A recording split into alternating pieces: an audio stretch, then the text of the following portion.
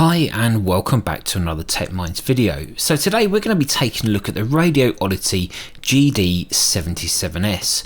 Now the GD-77s, it's very similar to the GD-77 apart from it doesn't have a display. So this is going to be more kind of aimed towards commercial use or the type of user which you would just want to give them the handheld, give them the radio without any fuss or problems. You can give it to them all pre-programmed and ready to go. The radio itself has 16 channels and it also has zones. You can change the zones with a button on the side and you can change the channels at the top with a rotary dial. On the top it also has a volume control, which is also the power on and off button. As you can see in the video here, we've taken it out of the box. It comes with two antennas. The first is a very short stubby antenna and the second is quite a long antenna, and it's quite a wobbly antenna as well. It is dual band, which is great, and so is the short stubby antenna. I would imagine that this larger antenna has more gain and will give you greater coverage. Now the base unit for charging looks exactly the same as my TYT MD380 charger. It also comes with a speaker mic headset, and what's really great is that it comes with the programming cable.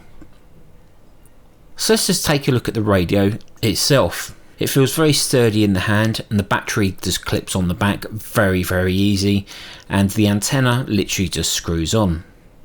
The knob on the right hand side is for changing channel and the one on the left is for the volume control. The side buttons, you've got a PTT and you've also got a mode button, and when you press it, it changes between the different modes.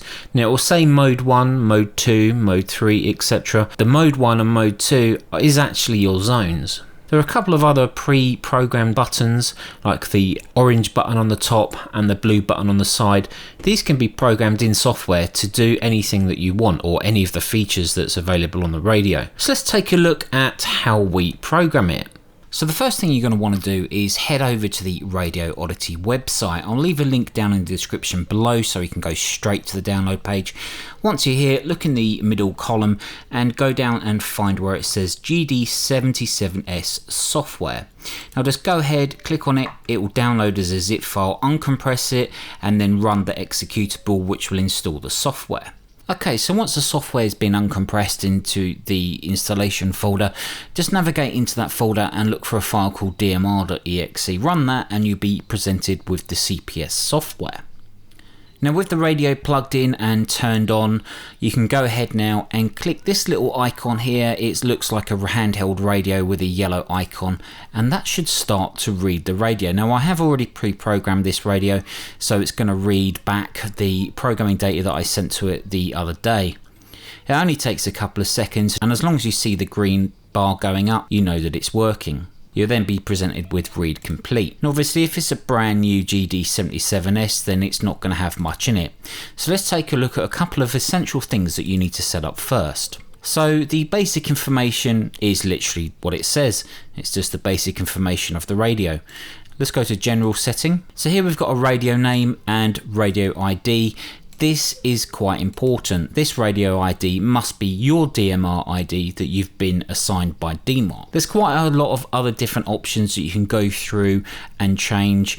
Best thing to do would be to have a look through the manual or use the quick help view, which is located down the bottom of the screen. If I go ahead and click in any of these boxes, the text changes down the bottom. So here I've selected program password. It gives you a hint of what you need to enter into here and what that field is for.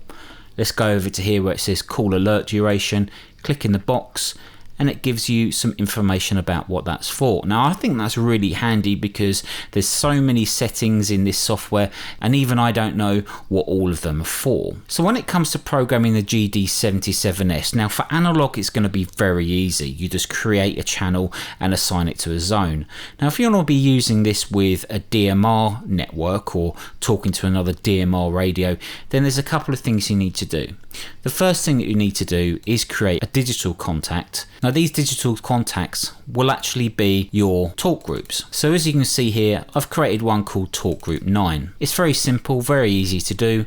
You right mouse click, click add group call, double click on the new contact and you can give it a name. So let's just for example call it TG for Talk Group 999. And then the call ID will also be 999 without the TG. This is the call ID is actually the talk group. In my programming, I ticked call receive tone. Now once you've got the digital contact programmed in, you now need to go and create the same but for an RX group list.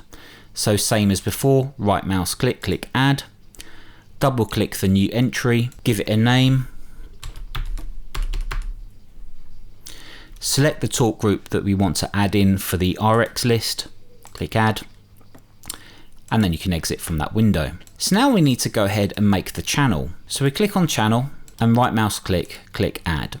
Double click on the channel and you'll be presented with this screen. Now this is where we program the channel information, whether it's going to be analog or digital, what frequency it's going to receive on, what frequency it's going to transmit in, the power level and various other things. So if it's analog, you select analog on mode. Here we have RX frequency and we have TX frequency. Power level is here, you can have low or high. You can also assign it to a scan list, and down here we have your bandwidth, 12.5 kilohertz or 25 kilohertz, and here we have RX tone and TX tone. By default they're set to none, but if you're going to be working through a repeater, then you're going to want to select the correct CTCSS. You can select it for RX, and you can also select it for TX. Now if you're using DCS, then don't worry, it is here, you just need to scroll down a little bit more and you'll start seeing the DCS numbers. Now what about if we want to create a digital channel? That's quite easy. So if I just go back up to mode, select digital, give it a name, so I'll call this GB7WL. We put in the frequency, these are not the right frequencies, but put in the RX frequency and the transmit frequency. Normally these are about 9 megs apart depending on where you are and which repeater that you're going to be connecting to. You have the power level, you have a timeout timer, which is quite useful, especially if the repeater has a timeout on it. Your radio will time out hopefully before the repeater does. As before, you can associate a scan list, and then where you've got the digital section here, this is quite important. So if you get an issue with not being able to receive a DMR channel, it's most likely because you haven't assigned the correct RX group list. This tells the radio which group or which contact you need to listen to. When I refer to contacts or groups, we're talking about the talk group. So if this is going to be a channel that will transmit on, say, GB7WL on talk group 9, and it's going to receive also on talk group 9, you set the RX group and the contact to talk group 9. You will also need to select the color code for the repeater. You can find that out from your repeater information, and you also have the repeater slot. DMR repeaters have 1 or 2 slots.